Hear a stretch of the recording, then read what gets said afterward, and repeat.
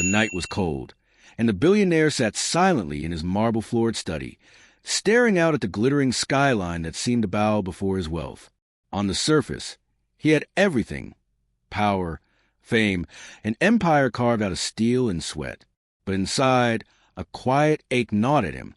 People adored his money, not him. Love, trust, loyalty, these words had become nothing but shadows. So he devised a test, a simple yet revealing test. He placed his black credit card, limitless and powerful, on the polished oak table and invited 3 women from his life. One was his longtime business associate, sharp-eyed and always draped in designer gowns. Another was a socialite who never failed to charm rooms with her laughter, her beauty masking a heart he never fully understood. And the third was someone no one ever noticed, his maid, quiet, humble, often invisible in the grand halls of his mansion, yet her silence had always carried a strange kind of warmth. He leaned back, clasping his hands. Take this card. Use it for anything you desire. No restrictions. Buy whatever your heart tells you to. The associate smirked, her red lips curving like a blade.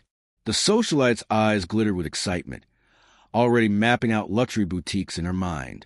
But the maid, she looked at the card as though it was a burden, not a prize. Within hours, the results began to unfold. The associate returned with contract for a luxury villa and jewelry worth millions. The socialite came back boasting of private jets, designer bags, and an exotic vacation package for herself and her circle of friends. Both women glowed with greed disguised as entitlement. But when the maid returned, her arms weren't weighed down with shopping bags. Instead, she carried something that startled the billionaire, a single small package and a faded receipt. He frowned. That's all. Her voice trembled, yet her words carried an honesty that pierced through the polished air. I went to the orphanage in the old district. The roof leaks, the children sleep on broken beds, and their meals are never enough. I bought them blankets, food, and books with your card. And this, she held out a worn leather photo frame with a picture inside. It was a photograph of him, taken years ago, standing in front of the orphanage where he had grown up. His heart skipped. The children in that picture were his family once, his brothers and sisters of circumstance, all scattered by time and fate. How did you know? His voice cracked, the mask of the billionaire slipping. The maid lowered her gaze. Because I was there too. You left before me. But I never forgot your face. You built empires. But those children, they still wait for someone to come back for them. His chest tightened with a pain he hadn't felt in years. For the first time in decades, his wealth felt meaningless, his empire hollow. And as he stared at the maid, he realized she had given him something neither diamonds nor jets could buy: truth. He sank into silence, his mind unraveling with memories he had locked away. The 2 other women watched with impatience, failing to understand the weight of what had just been revealed. But for the billionaire, the world would never look the same again. He looked at the photo frame again, his fingers trembling slightly as they traced the edges. Dusty memories resurfaced. Nights when he and the other children huddled together under torn blankets, whispering stories to distract themselves from hunger. The rain had always leaked through the roof, cold water dripping onto their thin mattresses. Back then, he had sworn to himself that one day he would rise. One day he would never be weak or forgotten again. And yet, here was his maid, reminding him that he had climbed so high he had forgotten the very ground that once held him. The associate shifted in her seat, clearly annoyed by the sudden turn of emotion.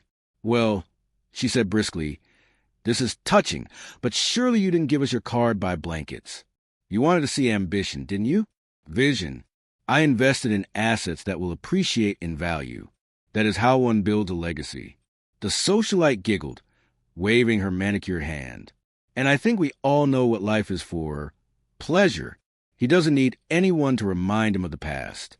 He's worked hard. Now it's time to enjoy. And with me, he can have joy every day. We could be the power couple the world envies. Their words fell flat in the room, bouncing against the billionaire's silence. His eyes remained fixed on the maid, whose hand still clutched the small receipt, like it was worth more than all the treasures money could buy. Why would you spend my money on them? He asked softly, almost afraid of the answer. She looked up, and for the first time, he truly saw her eyes. They were not the eyes of a servant.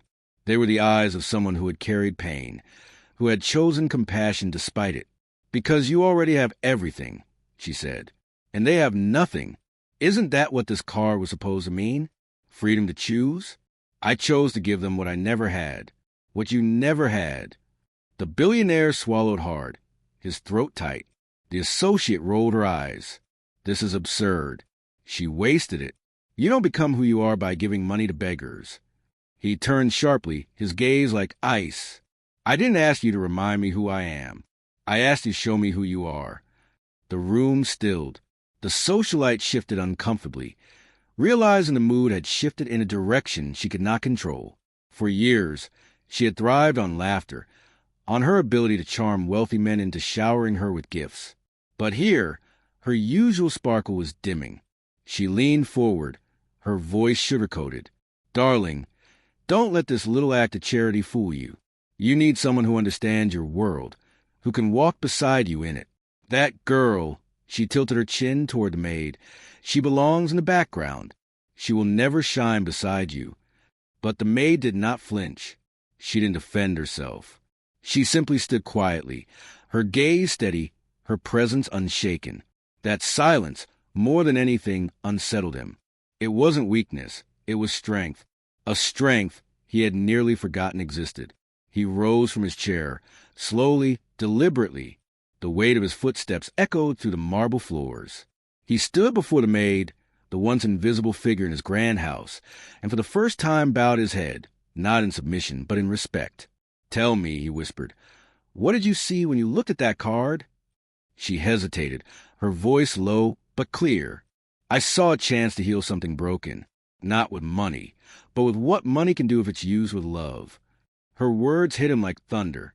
He had spent decades proving to the world that he was invincible, that money was power, that no one could hurt him again.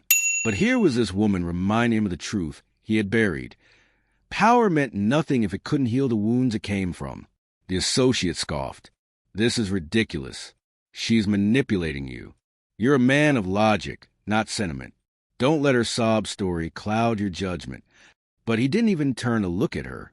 Instead, he felt something he hadn't felt in years: shame. Shame for every gala he had thrown while children shivered in the very orphanage he had left behind. Shame for every deal he had made while pretending he had built himself alone, forgetting the faces of those who once shared his hunger. The maid placed the photo frame gently on the table. "I didn't come here to win anything," she said softly. "I came back because I never stopped caring about where we came from. I thought maybe you hadn't either." His chest ached. The two other women sat stiff, realizing that whatever game they had walked into, they had lost. They had shown him greed, vanity, selfishness. She had shown him humanity. The billionaire stepped back, his mind swirling with thoughts, memories, and questions he hadn't dared to ask himself. Was this what his fortune had been missing all along? Not another skyscraper, not another deal, but the simple act of remembering where he came from? He stared out the window again, but this time the glittering skyline didn't look like triumph. It looked like a reminder of how far he had drifted from the boy in the photograph. Behind him, the silence stretched, heavy and unbroken, until finally he spoke. "You remind me," he said quietly, almost to himself, "that the heart can be bankrupt long before the wallet ever is." The maid lowered her gaze, humility still woven into every fiber of her being. But in that moment, she was no longer invisible to him. She was the mirror he had been too afraid to look into. The associate crossed her arms, furious at her failure, but too proud to admit defeat. The socialite plastered on a smile, trying to salvage her chances, but the billionaire no longer heard her laughter. He no longer cared for their glitter or their sharp words. For the first time in years, he felt something deeper than wealth, something raw and terrifying, a longing to make things right. He turned toward the maid once more, his voice heavy but firm. "Come with me tomorrow," he said. "We're going back to the orphanage." The words startled even him, but once they were spoken, he knew they could not be taken back. The maid's eyes widened, then softened. and for a moment he saw a flicker of the boy he once was reflected in her gaze. The other women sat in stunned silence, their carefully constructed facades crumbling in the weight of a truth they could neither buy nor fake. And for the billionaire, the night was only beginning to unravel a story he had long buried deep in the shadows of his empire. The next morning arrived with a quiet heaviness in the air. The billionaire's mansion, usually buzzing with activity, stood unnaturally still. For the first time in years, he dismissed the board meetings, the calls, and the endless stream of assistants reminding him of urgent matters. None of it mattered. His focus was fixed on a journey he had long avoided. The journey back to where it all began. A sleek black car waited outside, but inside it sat not a parade of associates or bodyguards, only him and the maid. The silence between them was heavy, but not uncomfortable. It was the silence of two people who carried the same past, though one had buried it and the other had carried it like a fragile flame. As the city's towering skyscrapers gave way to narrow streets and crumbling buildings, his chest tightened. The world around him transformed, polished glass and marble replaced by rusted gates and peeling walls. When the car finally pulled up before the orphanage, time seemed to halt. The building stood weary and frail, its walls faded, its windows cracked, its gates sagging on broken hinges. But what hurt him more than the sight of decay were the children, barefoot, their clothes torn, their eyes wide with the same hunger and yearning he had once carried. They froze when the car door opened, staring at him as though he had stepped out of another universe. The maid walked ahead, her step steady, and the children ran to her, wrapping themselves around her legs with innocent familiarity. She laughed softly, kneeling to touch their faces, to reassure them. The billionaire stood a few steps away, his polished shoes suddenly feeling like they didn't belong on this ground.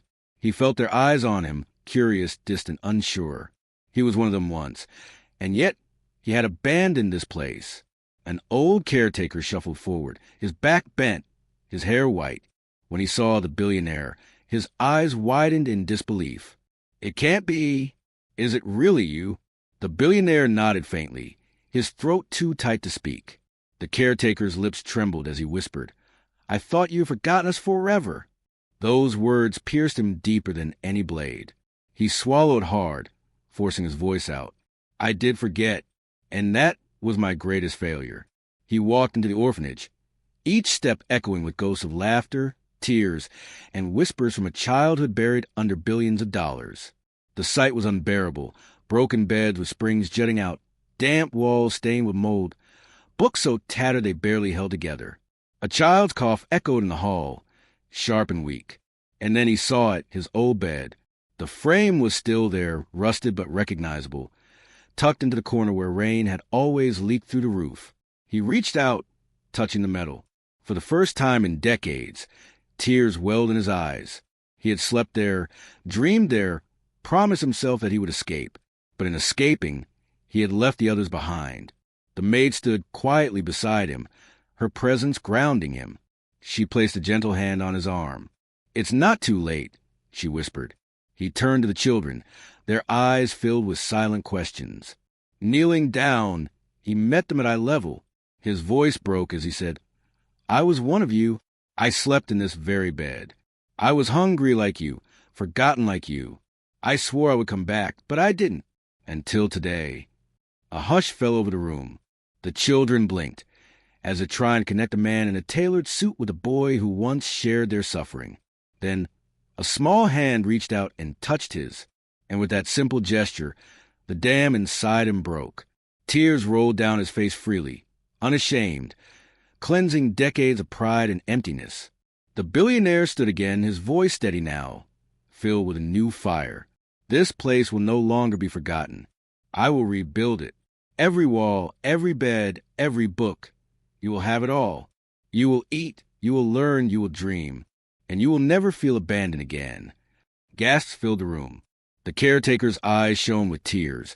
The maid's lips curved in the faintest smile, and the children's faces lit up with a spark they had never dared to hold before. Hope. In the weeks that followed, the world watched as the story spread. News outlets called it the billionaire's redemption. Cameras captured the sight of construction crews rebuilding the orphanage, turning the broken building into a sanctuary of light and learning. The once forgotten children now laughed in brand new classrooms, slept in warm beds, and ate at full tables. For them, life had transformed overnight. But for the billionaire, the true transformation was inside him. The associate who had spoken of assets and contracts never returned. The socialite who once promised joy faded into the circles of vanity she belonged to. They had been tested, and their hearts had failed. Only the maid remained, not for recognition, not for wealth, but because her compassion had never wavered. She walked beside him through every visit to the orphanage, guiding him, reminding him that true power was not in possession, but in generosity. One evening, after the new orphanage had been completed, he stood in the courtyard, watching the children play under the golden sunset. Their laughter rang out like music, pure and untainted. For the first time, he felt something no empire had ever given him: peace. The maid joined him quietly, her hands folded in front of her. He turned to her, his voice low. "Do you know what broke me that night? It wasn't the picture you bought, or even the things you gave them. It was the truth in your eyes. You reminded me of who I really was, and you showed me what it means to truly give." Her eyes softened. "You always had that in you. You just buried it under too much pain." He looked at her for a long moment, the weight of gratitude heavy in his heart. "If not for you, I would still be lost." The children's laughter grew louder, echoing across the courtyard, filling every corner with joy. He felt the sound seep into his soul, stitching wounds he thought would never heal. He realized then that wealth without compassion was emptiness, power without purpose was destruction, and life without love was nothing at all. That night, as he stood in the glow of the orphanage lights, the billionaire made a vow, not in secret, not in silence, but in his heart where it mattered most. He vowed that his empire would no longer be built only on steel and money, but on lives touched, dreams nurtured, and hearts healed. And as the stars appeared in the sky, the maid beside him, the children laughing around him, he finally understood something he had chased his whole life but never found in riches. He was home.